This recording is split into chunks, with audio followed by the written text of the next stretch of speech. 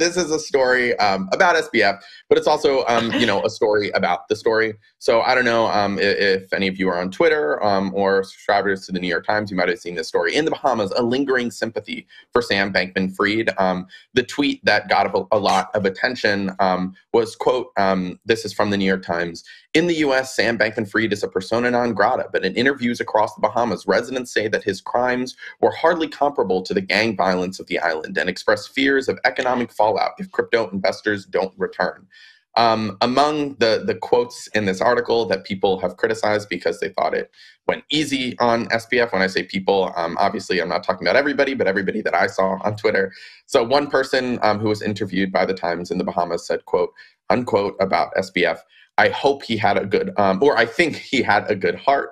And that same person called him, said, quote, he's Bahamian, they say, an explanation for her sympathies. And it's a lot of stuff like that. And the comparisons between SBF's crimes and the violence that goes on in the Bahamas, apparently between gangs. And people were critical of this, both for going easy on Sam and also doing, again, the word whataboutism about Sam's crimes and other things that are being done. And anyway, the interesting thing here that I think we can talk about very briefly is there's been a lot of criticism towards mainstream media, like Wendy hinted at, and their coverage of Sam, people saying the media is paid off, people saying that they're misinformed.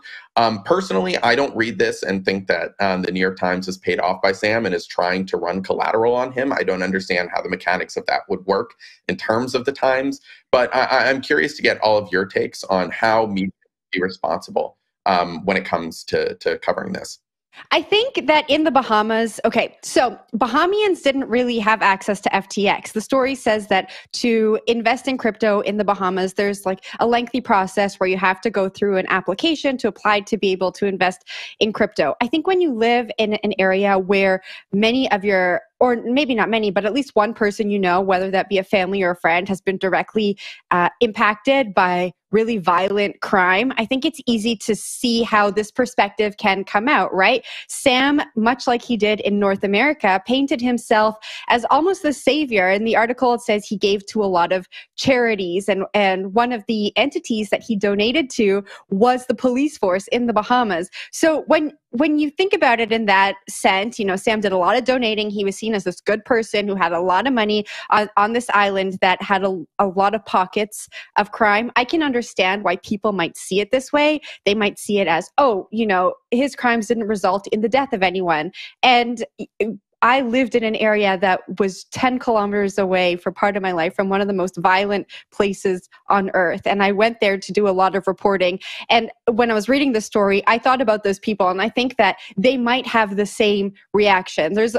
When your friend circle or family has been directly impacted by violence that's resulted in death, I think that it's easy to see why this might come to light. And I think that the New York Times really did go out there and speak to a lot of people, and they're reporting on what those people said. And so again, I don't know if the story can really say that they are in cahoots with SBF. Wendy, are you back? Can you hear me?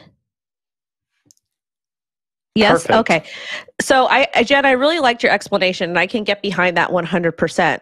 My biggest problem with mainstream media news is that they've posted so many different fluff pieces about SBF and the whole FTX thing.